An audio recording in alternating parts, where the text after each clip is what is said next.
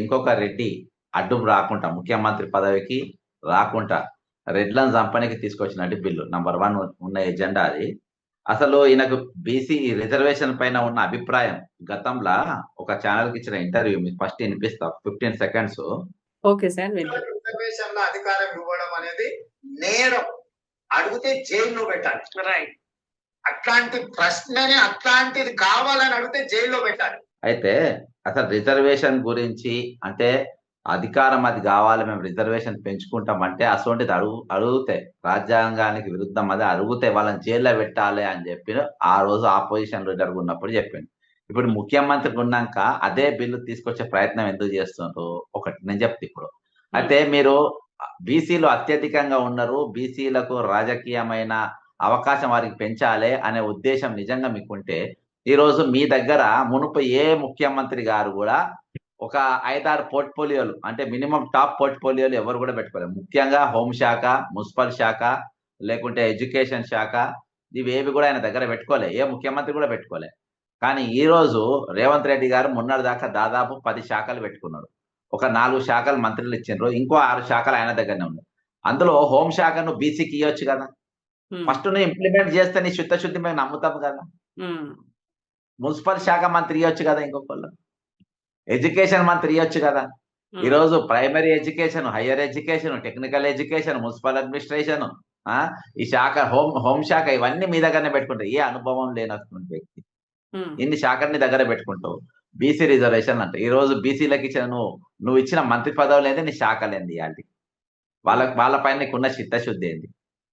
Number 1. రెండవది, రేపు ముఖ్యమంత్రి నా తర్వాత నాకు పోటీగా ఇంకొక రెడ్డి రావద్దు కాబట్టి ఈ 42% బీసీ రిజర్వేషన్ అంశాన్ని తెర మీదకి తీసుకొని వచ్చింది. ఈ రెడ్డి జాగృతి అధ్యక్షునితో కేసు కూడా వీళ్ళే ఇప్పించారు. ఆయన వీళ్ళ కుటుంబానికి అత్యంత సన్నిహితుడు. నగర ఫోటోగ్రాఫ్స్ అన్ని ఉన్నాయి, ఆల్రెడీ సోషల్ మీడియాలో కూడా ట్రోల్ అవుతున్నాయి. అది ముఖ్యమంత్రి రేవంత్ రెడ్డి గారికి, వాళ్ళ బ్రదర్ కు, వీళ్ళ కుటుంబానికి అత్యంత సన్నిహితుడు. నిజంగా ఒకవేళ ఆయనతోని పిలిచి మాట్లాడి నువ్వు కేసు వేయద్దంటే వాళ్ళు వేయరు, కానీ వీళ్ళే వేసారు. ఒక దిక్కు వీళ్ళు వేసారు, ఇంకో దిక్కు న్యాయపరంగా ఈ రోజు వాళ్ళకి ఎటువంటి చిక్కులు లేకుండా వాళ్ళు చేశారు. పైగా ఎంపీటీసీ జెడ్పీటీసీ ఎన్నికలు ప్రకటించారు, షెడ్యూల్ కూడా వచ్చింది.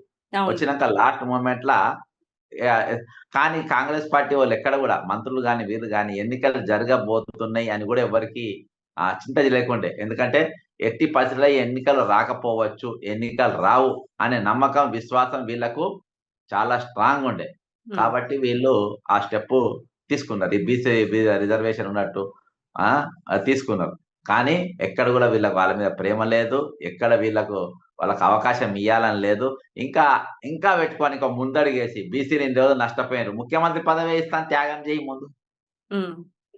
ఈ రోజు తెలంగాణ గ్రామీణ ప్రాంతంలో ఉన్న, ముఖ్యంగా తెలంగాణలో మాత్రం, ఎందుకంటే రెడ్డి సామాజిక వర్గం రాజకీయంగా కొంచెం వాళ్ళు ప్రాబల్యం ఎక్కువ ఉంటది కాబట్టి ఈ రోజు వాళ్ళని చంపనీకి, రేపు ఒకవేళ ఈయనను మార్చి ఇంకో రెడ్డిని వేద్దాం అనుకున్న బీసీలు వ్యతిరేకం అవుతారు. ఒకవేళ బీసీలను పెట్టాల్సి వస్తాయి నెక్స్ట్. కాబట్టి ఆ బీసీలను పెడితే మళ్ళీ రెడ్డి ఎమ్మెల్యేలు సపోర్ట్ చేయరు. కాబట్టి ఇవన్నీ ఉంటాయి కాబట్టి నన్ను ముట్టుకోరు అనే టార్గెట్ తోని ఈ రోజు రేవంత్ రెడ్డి గారు ఇది చేసినాం ఒకటి. ఇంకోటి, ఇప్పటి వరకు చేసిన నియామకాల మీరు అడ్వైజర్సే గాని, కార్పొరేషన్ చైర్మన్లే గాని, ముఖ్యమైన పదవులు ఏవైనా చూడండి, రెడ్డి సామాజిక వర్గానికి చాలా ఎక్కువ ఉన్నాయి. అవి ఎందుకు ఇచ్చిండ్రు? ఇంప్లిమెంటేషన్ లేనిది. కాబట్టి ఇది చిత్తశుద్ధి లేని శివ పూజ లేరరా విశ్వదాభిరామ వినురవేమ అన్నట్టు, ఆయనకు చిత్తశుద్ధి లేదు కానీ శివ పూజలు చేస్తా ఉంటాడు. చిత్తశుద్ధి లేదు, బీసీ 42% రిజర్వేషన్ అంటారు. చిత్తశుద్ధి లేదు, ఈ రోజు వాళ్లకు అవకాశాలు ఇవ్వాలి, వాళ్ళకు గ్రామీణ ప్రాంతంలో వాళ్ళ నాయకత్వం పెంచాలి అని అంటారు. కాబట్టి ఈ రోజు ఇంతకు ఇక దీనికి మూసి బ్యూటిఫికేషన్ రెండు ఒకటే. సార్, అలాగే ఇప్పుడు ఈటెల రాజేందర్ గారు అంతకుముందు ఈటెల రాజేందర్ గారు మాట్లాడారు, మొన్న కిషన్ రెడ్డి గారు కూడా మాట్లాడారు. అంటే కేంద్ర మంత్రిగా ఉండి కూడా దీని మీద మనం ఏమీ పోరాటం చేయలేము, పార్టీ పరంగా మద్దతు ఇస్తాం కానీ ఈ జీవో నెంబర్ 9 కానీ లేదా దీనికి సంబంధించిన 42% రిజర్వేషన్ కానీ ముందుకెళ్లే ప్రసక్తి ఉండకపోవచ్చు సుప్రీంకోర్టులో అని చెప్పారు.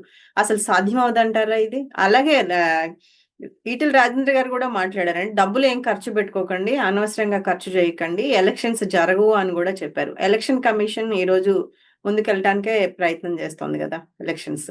అంటే పాత రిజర్వేషన్ తో పోనీకే 42% దాకా పాత పాత రిజర్వేషన్ తోనే రిజర్వేషన్ ఎన్నికలు ప్రకారమే పోనీకి వెళ్ళాలి అని చెప్పేసి ఎలక్షన్ కమిషన్ కి ఏ, ఏ, ఇచ్చిందనమాట, డైవర్ట్ ఆ, చేసింది అయితే. ఆ అవకాశం ఉంది. అయితే ఈ రోజు వాళ్ళు పక్కోళ్ళ మీద నెపం నెక్కుతారు. ఇది ఈటల రాజేందర్ కాదు, కాంగ్రెస్ పార్టీ మంత్రులు కూడా, నాకు మంత్రి కూడా అడిగిండు అసలు ఎలక్షన్స్ జరుగుతాయా అని.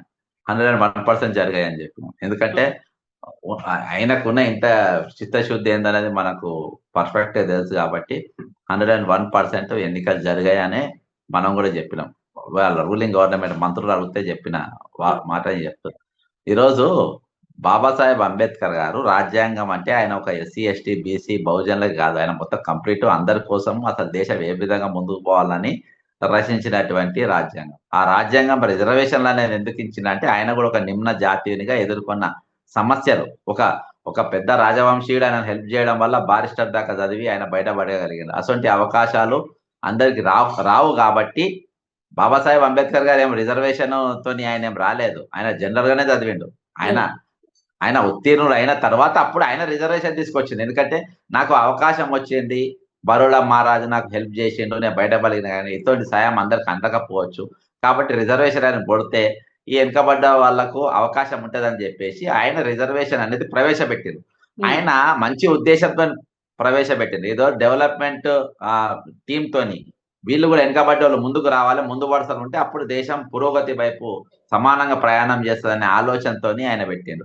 కానీ వీళ్ళు ఈ రాజకీయ నాయకులు రాజకీయాల కోసం పబ్బం గడుపుకోనికి దాన్ని కిందికి మీదికి చేసి అంతా తీసుకొని వచ్చి ఈ రోజు ఫ్రంట్ లైన్ లో రాకుండా చేసింది. ఇయాటికి అసమానతలు అనేది ఇయాటికి ఏది ఈ కులరహిత సమాజం ఇంకా ముందుకు రాలేదని అంటే 101% అది పొలిటీషియన్స్. ఈరోజు పొలిటీషియన్స్ ఎవరు ఏం ఫాలో అవుతున్నారు, పొలిటీషియన్స్ దీని తరపున స్ట్రాంగ్ ఎక్కడ నిలబడ్డారు, వాళ్ళకి చిత్తశుద్ధి ఎక్కడ కనబడుతుంది. కాబట్టి వాళ్ళ మార్చుకోనికి, వాళ్ళ ఓట్ బ్యాంక్ పెంచుకోనికి అని చెప్పి ఈ రోజు రిజర్వేషన్లు అనేది వాళ్ళకి పెంచి ఈరోజు వాళ్ళ ఓట్లు మాకు వస్తాయి కాబట్టి మేము ఉండాలని, ఇది టాప్ 2-3 కుర్చీల కోసమే, అంటే ముఖ్యమంత్రి ప్రధానమంత్రి కుర్చీల కోసమే ఈ రిజర్వేషన్ అనేది పెంచుకుంటా, అంతేకాకుండా దాన్ని విస్తరించుకుంటా పోయిన పరిస్థితి. వాస్తవానికి ఈ రోజు ప్రైమ్ లొకేషన్స్ లో ఉన్న వాళ్ళు చాలా మంది ఈ రోజు ధనికంగా, ఈ రోజు కొన్ని బీసీ సామాజిక వర్గాలు చాలా స్ట్రాంగ్ ఉన్నాయి ఏది ఫైనాన్షియల్ గా, కొంతమంది అట్లనే కాకుండా ఓసీల చాలా పేదరికంలో కూడా ఉన్నారు. అదే దానికోసం ఎకనామికలీ బ్యాక్వర్డ్ అనే రిజర్వేషన్ ఒకటి వాళ్ళకు ఉన్నది. ఈరోజు ఆ రిజర్వేషన్ వాళ్ళు తీసుకొని వచ్చారు, దానికోసం కొంతమంది కొట్లాడిండ్రు, దానికోసం 2005కి వెళ్ళి నడిచింది. తర్వాత మోడీ సర్కార్ వచ్చినాక దాన్ని చేసిండ్రు, ఇదంతా ఓకే.